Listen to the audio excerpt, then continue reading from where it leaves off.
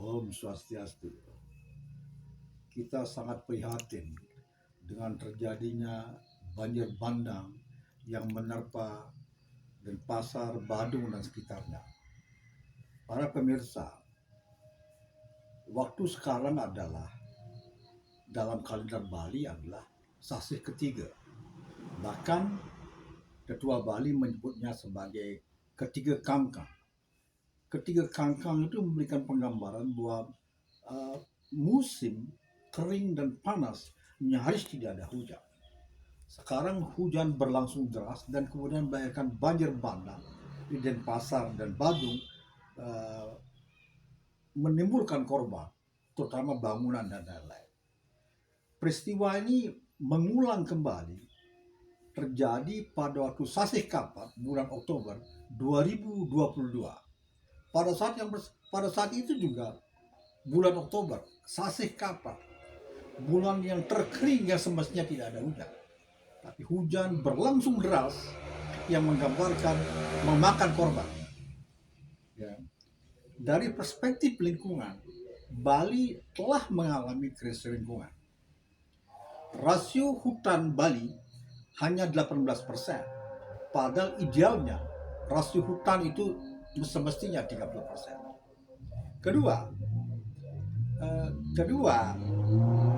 dalam 70 tahun terakhir ini, dari tahun 1950 sampai 2020, suhu bumi Bali naik 1,9 derajat Celcius.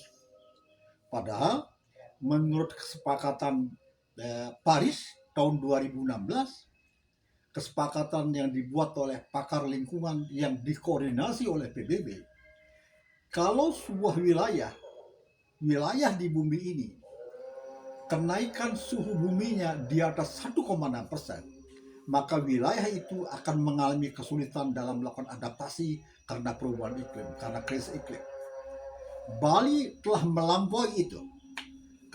Kesepakatan Paris 1,6 derajat Celcius, Bali setelah mengalami dalam 70 tahun terakhir ini 1,9 derajat Celcius. Ya. Dari perspektif lingkungan, pakar lingkungan, Bali sudah mengalami krisis. Fakta menunjukkan krisis hidrologi, krisis banjir dan lain-lain sudah semakin sering terjadi dengan besaran kejadian, kerugian yang semakin hari semakin membesar. Di sini kembali kita ingatkan para pengambil kebijakan publik, ya.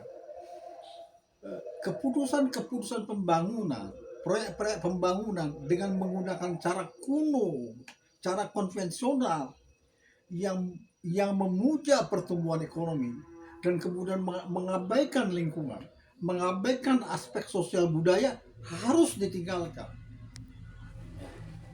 Kepemimpinan Bali sebelumnya, ya, dinyatakan bahwa selalu yang dipuja, yang dibangga-banggakan adalah 44 pembangunan proyek fisik. Jelas di situ adalah, ya, tindakan-tindakan yang mengabaikan lingkungan. Tantangan dan persoalan sekarang nggak bisa lagi kita menggunakan itu. Di dunia di mana-mana orang berbicara tentang tuntutan etika global lingkungan. Ya, Bali mempunyai etika itu sangat bagus, sangat sering diwacanakan.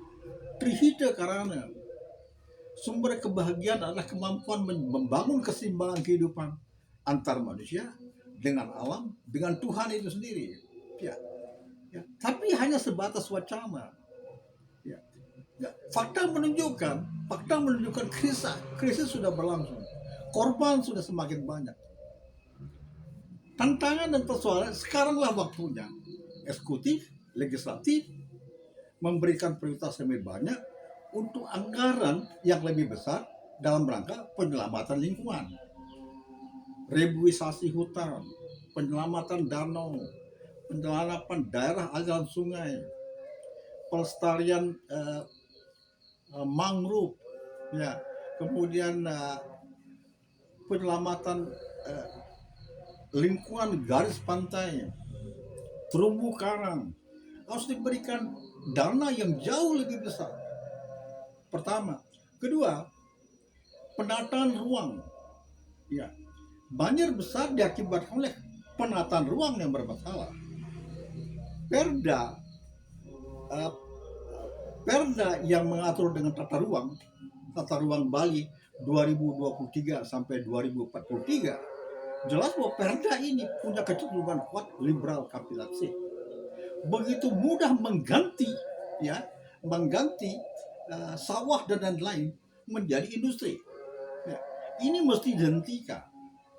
Para pakar pertanian sudah berkali-kali mengingatkan kalau konversi lahan pertanian basah setiap tahun berlangsung 2000 hektar, maka 10 tahun yang akan datang Subak itu tinggal nama, Subak itu bakal musnah. Ya, protes keras masyarakat terhadap perubahan lingkungan yang terjadi di Jatiluwih itu memberikan penggambaran, memberikan wake up call bahwa kebijakan pembangunan yang memihak kepada penyelamatan lingkungan, kesadaran budaya, perlindungan pada budaya, perlindungan ekonomi masyarakat kecil mesti harus ditonjolkan. Pendekatan lama pembangunan yang memuja pertumbuhan ekonomi, ya, mengabaikan aspek lingkungan, mengabaikan aspek sosial kultural masyarakat, dan kemudian pendekatan pembangunan yang sangat dangkal, sangat banal, yang pendekatannya hanya sebatas proyek, yang diduga ada unsur kickback, harus dihentikan. Ya, apa yang berlangsung di Jakarta 1 minggu terakhir akhir Agustus, yang kemudian melahirkan tuntutan 17+8, tuntutan rakyat, sudah memberikan peringatan, wake up call, bahwa pengambil kebijakan publik harus berempati pada rakyat, dan keputusan-keputusan publik harus memihak rakyat.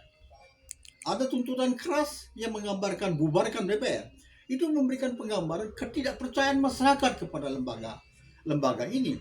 Padahal kita sepakat untuk mengembangkan demokrasi yang sehat, kita memerlukan partai politik yang kuat dan parlemen yang kuat. Tapi kalau parlemennya lemah dan kemudian partai politiknya bermasalah, sudah tentu rakyat sebagai pemegang kedaulatan berhak untuk menyampaikan aspirasinya yang mesti direspon secara cepat dan cermat untuk tidak menimbulkan hal-hal yang kita inginkan di kemudian hari. Sudah tentu para pemirsa sekalian, sudah tentu kita tidak menginginkan terjadinya people power di negeri ini. Tapi Soekarno mengingatkan, revolusi belum selesai. Revolusi dalam artian apa? Revolusi dalam artian menjebol dan membangun. Dalam konteks sekarang, yang dijebol apa? Kekuasaan yang koruptif. Yang dibangun apa? Nation and character building, membangun karakter bangsa yang menggambarkan melawan kebodohan, melawan kemunifikan, dan melawan hal-hal yang melahirkan kedungan masyarakat. Ya, guru-guru dalam tanda kutip yang berlangsung di Jakarta akhir Agustus ini semestinya merupakan signal awal bagi kekuasaan untuk berbenah untuk kepentingan kita bersama. Om Santi, Santi, Santi. Apa ini ya? Kok nggak bisa deh?